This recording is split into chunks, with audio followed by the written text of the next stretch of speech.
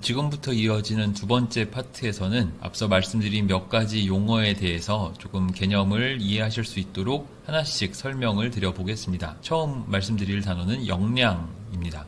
역량은 다양한 요소들로 구성되어 있습니다. 그러니까 누군가가 이런 말을 잘 하진 않지만 역량 있다 혹은 역량 있는 전공이라고 할 때는 어떤 한 가지 지식만 많다 혹은 테크니컬 스킬 술기만 뛰어나다가 아니라 지식과 술기와 혹은 추론 능력, 임상적 추론 능력, 그래서 그런 것들이 다 전문직으로서의 역량의 어떤 차원, 디멘전으로 포함되는 것들입니다. 인지적인 것, 테크니컬한 것, 혹은 이런 것들을 통합하는 리저닝과 같은 추론 전략 혹은 추론 기술과 같은 것들이 역량의 요소가 될 수 있고, 이 외에도 커뮤니케이션, 의사소통을 잘하는 것도 중요하겠죠. 그리고 자신의 감정을 알고 혹은 타인의 감정을 이해하고 이를 바탕으로 이를 다루는 능력, 그리고 어떤 가치관을 가지고 있는지, 그리고 자기가 한 일을 일상적으로 잘 성찰하고 되돌아볼 수 있는지도 다 역량 안에 들어가는 것들이 됩니다. 그래서 맥락 속에서 관계와 의사소통을 잘하고 갈등 관리도 잘하고 팀워크 능력도 좋고 어떤 감정이나 정서나 도덕적인 측면에서 어떤 임상적인 불확실성과 불안을 감내할 수 있고 톨러런스 할 수 있고 환자에 대한 존중과 존경을 표하면서 이렇게 돌보는 케어링하는 마음가짐, 그리고 호기심을 갖는 것, 자신의 생각이나 감정이나 테크닉에 대해서 스스로 잘 관찰하고 그걸 더 개선해 나가는 것, 이런 것들이 다 누군가가 참 훌륭한 역량을 갖췄다라고 할 때 포함되는 것이라고 문헌에서는 이야기하고, 또 그렇게 이해하는 것이 크게 무리는 없겠습니다. 근데 이 역량의 특징을 살펴보면 이것은 의료 전문직, 즉 한 명의 의사 개인이 갖춘 능력이라는 사실입니다. 또 다른 역량에 대한 정의에서도 이러한 의미가 잘 드러나는데요. 역량이라 함은 관찰 가능한 능력이고, 어떤 관찰 가능한 능력이라면 한 명의 보건의료 전문직이 가지고 있는 관찰 가능한 능력입니다. 그래서 이 역량이 있다라고 할 때는 다시 말씀드리자면 지식, 술기, 가치, 태도와 같은 다양한 컴포넌트가 잘 통합되어 있을 때 역량이 있다라고 표현할 수 있는 것입니다. 그래서 앞서 말씀드린 연차별 수련 교과과정 체계화 사업에서는 최종 역량 그리고 연차별 최소 역량을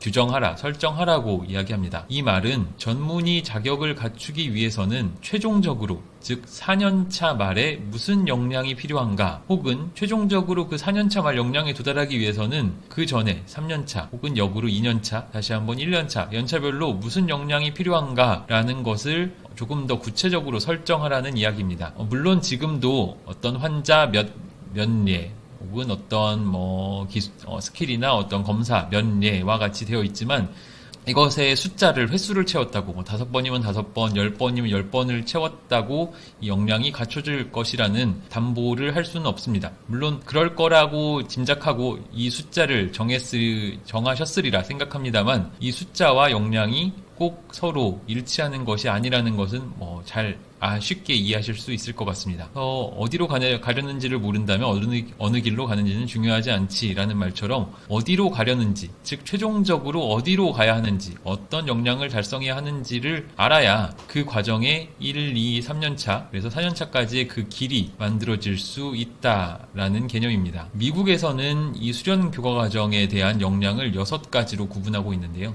페이션트 케어, 환자 진료, 메디컬 노리지, 의학 지식, Practice Based Learning and Improvement, 그래서 실천 중심의 학습과 개선, Interpersonal and Communication 스킬에서 대인 및 의사소통 스킬, 그리고 Professionalism, 혹은 우리말로는 전문직업성이라 번역되는 Professionalism, 마지막으로 시스템 기반 의료행위, 이런 것들을 미국에서는 어떤 전공의 수련 과정의 핵심 역량, 코어 컴petency라고 일찍이 한 20년 전에 설정해서 지금까지 유지해 오고 있습니다. 이 6가지에 따라서 각 스페셜티들은 마일스톤이라는 것을 만들어서 책자로 배포하고 있고, 각 과별로 이제 검색을 해보면 쉽게 찾아보실 수 있습니다.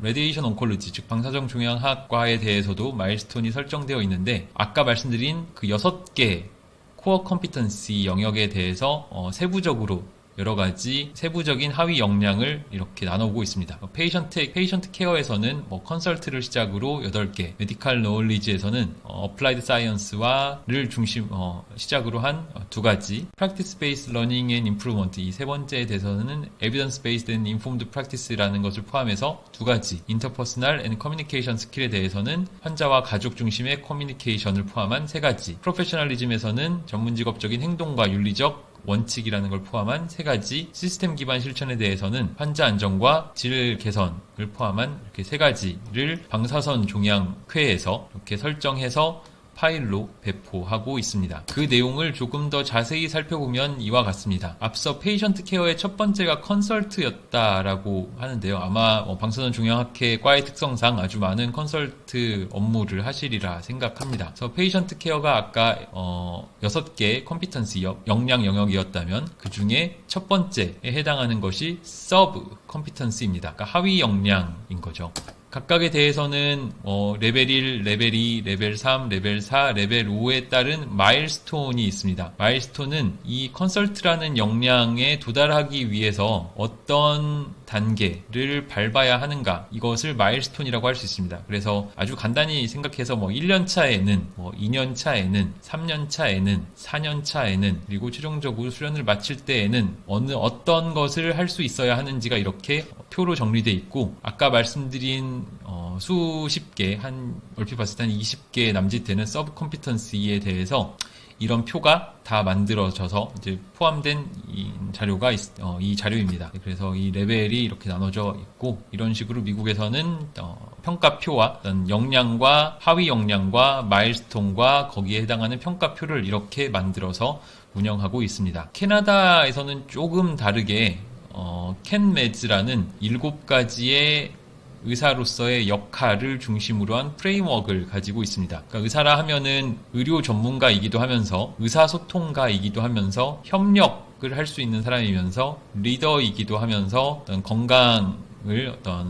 건강의 변호인, 옹호자이기도 하면서 학자이기도 하면서 전문직이기도 하다, 이런 식으로 7가지로 의사의 역할을 구분하고, 이 각각의 역할에 대해서 또 구체적인 하위 역량을 설정하고 있습니다. 구체적인 사례나 예시를 살펴보면 앞서 보여드린 그 그림에서 이 가운데에 메디컬 익스퍼트가 있었는데, 그 메디컬 익스퍼트 안에는 키 컴피턴시, 몇 개의 키 컴피턴시들과 그 키 컴피턴시 아래에 있는 몇 가지의 이네이블링 컴피턴시로 이렇게 위계를 갖춰서 구성하는 방식으로 역량을 제시하고 있습니다. 이것을 조금 더 세분화하기도 하는데요.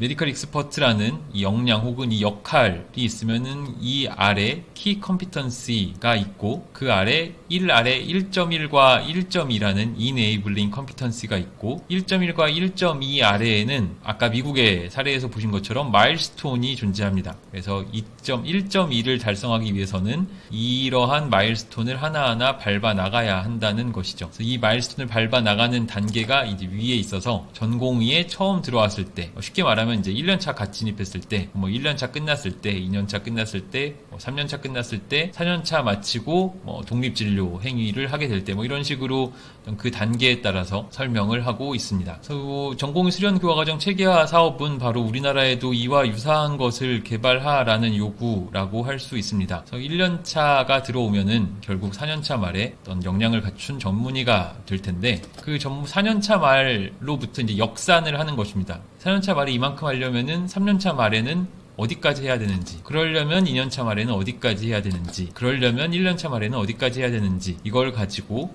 각 연차별로 수련 교과과정의 목표와 그 수련 교과과정 연차별로 달성해야 할 역량을 세분화하는 것입니다. 여기까지를 요약하면 역량은 전공의가 지식술기 태도를 결합해서 무언가를 할 수 있는 능력이고, 이를 이제 연차별로 설정하라는 것이 이 사업의 목표가 되겠습니다. 두 번째